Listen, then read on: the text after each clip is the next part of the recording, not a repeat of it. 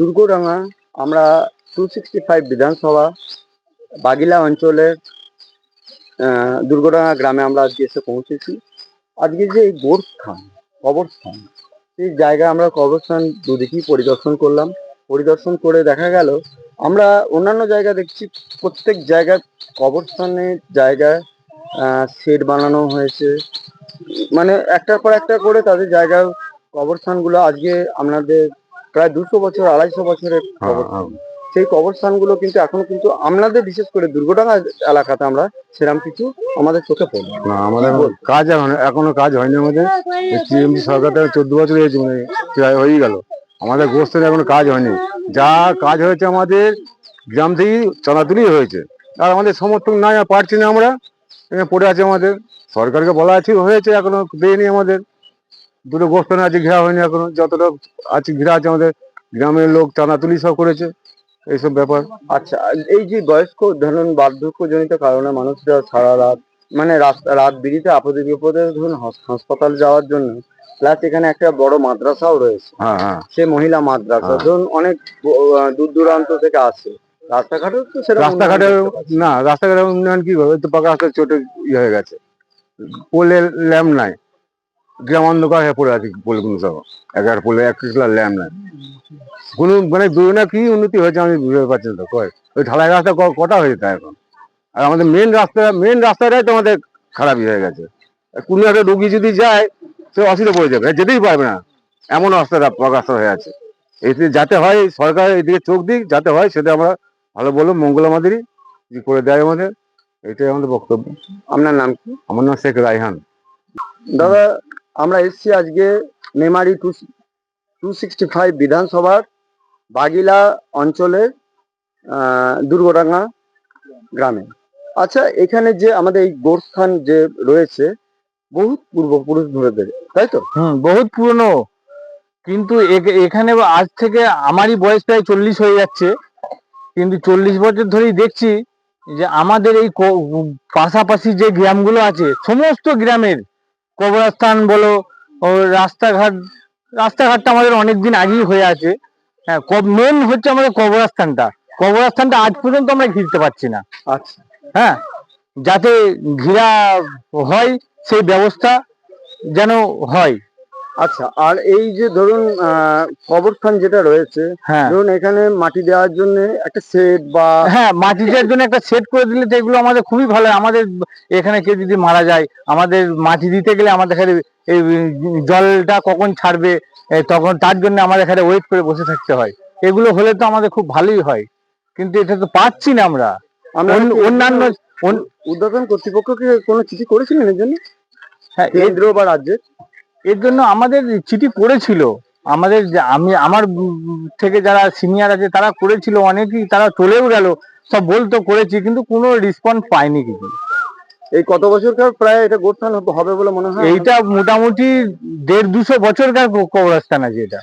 আচ্ছা, আর এমনি এই যে আমাদের গোরস্থানটার এই যে চারিপাশে ধরুন দুদিকে আমাদের বলছে পূর্ব দিকটা পশ্চিম দিকটা দুটো দিকই গোরস্থান। হ্যাঁ, দুদিকেই গোরস্থান আছে, সামনে 5টা স্কুল আছে। আচ্ছা, এমনি প্রাইমারি স্কুল আছে, মাদ্রাসা। রাস্তাটা ধরুন এখন এই বর্ষাকাল আসতে রাস্তার পজিশন একদম খারাপ, রাস্তা দিয়ে যাওয়া যাচ্ছে না, এমন অবস্থা, হেঁটে কেউ যেতে পারবে না, যা হয়ে আছে, বড় বড় পাথর বেরিয়ে আছে।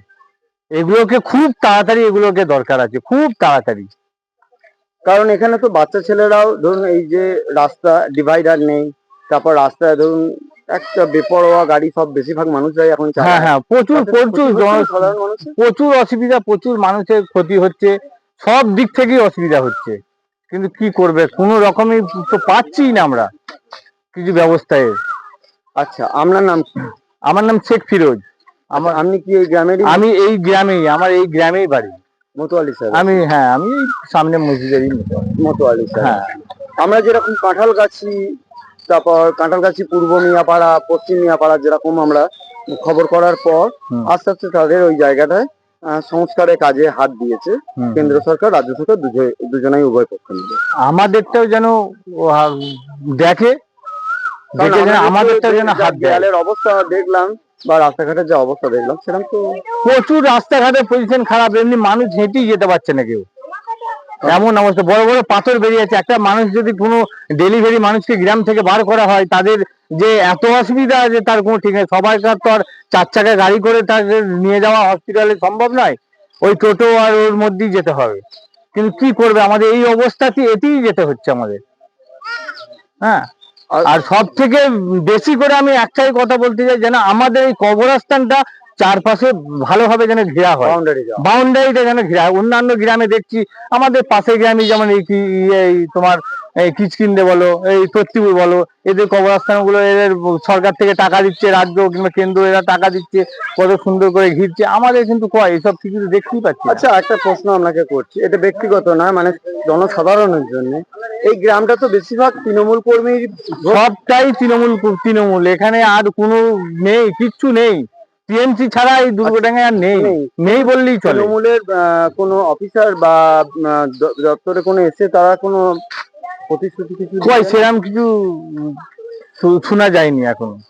আচ্ছা, যদি কোনো রকম আমরা চেষ্টা করব তৃণমূলের আধিকারিক এবং কেন্দ্রের আধিকারিক এবং যারা আমাদের ওয়াকফ বোর্ডের যারা আছেন আধিকারিকরা, তাদের কাছে আমাদের কাছে এই খবরটা পৌঁছানো, কারণ সাধারণ মানুষ আজ কষ্টের মুখে রয়েছে অনেকটাই। আর আমরা যে পরিধি দেখছি, যেটা কবরস্থানের ক্লাস স্কুলের বাচ্চা ছেলেদের স্কুলের জন্য, স্কুলগুলোও তো মেরামত সেরকম হয় বলে মনে হয় না, কিচ্ছু নেই।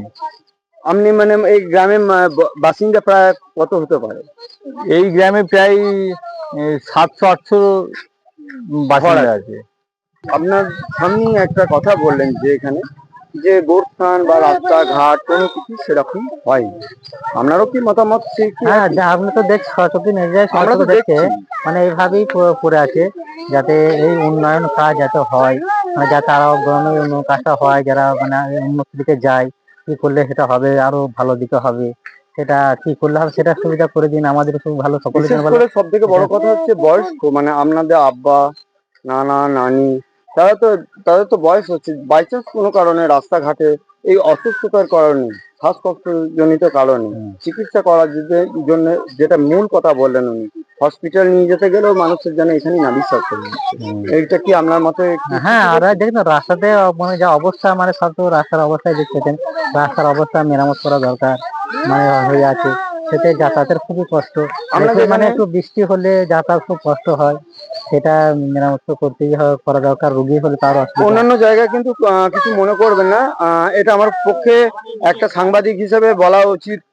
মেইন আমি যেটা মনে করি, যেগুলো দেখবেন বাঙাল এলাকা, সেই সব জায়গাগুলো কিন্তু রাস্তাঘাট পরিষ্কার হয়ে গেছে।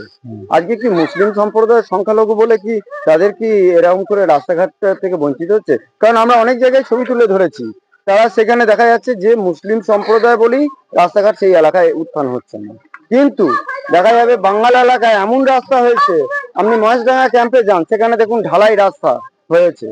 আপনার কি মতামত মনে হয়? এবার মতামত ধরুন যে কোথায় কি অত তো আমাদের ঘোরা দেখা, আমরা তো 24 ঘন্টায় ঘুরে বেড়াচ্ছি, রাস্তাঘাট দেখছি, কিন্তু আমাদের রাস্তাটা বেহাল হয়ে পড়ে আছে, সেটা যাতে মেরামত হয়, সেটা তাদের মতন হয়, সেটা আমাদের আবেদন। কারণ এখানে তো মোরা একই বৃন্তে দুইটি কুসুম, হিন্দু মুসলমান, মুসলিম তার নয়নমণি, হিন্দু তাহার প্রাণ। কারণ আমাদের তো জাতিভেদের ব্যাপার নয়, হিন্দু মুসলিম দুজনেই সমান। তাহলে আমাদের কথা হচ্ছে, মানে সাধারণ মানুষের উন্নয়নের সাথে সাথে হিংসার রাজনীতি নয়, মানে সাধারণ মানুষের সাথে একে অপরে পরিপূরক হয়ে রাস্তার উন্নয়ন দরকার, আমাদের গোস্থানে উন্নয়ন দরকার। অবশ্যই আমাদের কোনো জাতি ভেদে আমরা চাই না, আমরা সকলে মিলেমিশে এক হয়ে, মানে সব মানে সংখ্যালঘু মানুষের উপর যেন বঞ্চিত যেন না হয়, সেই গ্রামের উন্নয়ন হোক, অন্যান্য গ্রাম যেমন উন্নতি, সেটা আমরা আশা করছি সেগুলো করুক। কারণ এখানে অনেক কোটা মাদ্রাসাও রয়েছে, পাশাপাশি দেখলাম সবকটা রাস্তা মাদ্রাসা, মহিলা মাদ্রাসাও রয়েছে, মানে শিক্ষা প্রতিষ্ঠানের জায়গা একটা ভালো জায়গা এখানটা, কিন্তু সেখানে রাস্তাঘাট কিন্তু সেরকম তুলনামূলক আমরা ইমপ্রুভমেন্ট, মানে যে ভালো সেটা আমরা দেখতে পেলাম। ঠিক বলছি? অবশ্যই। ধন্যবাদ।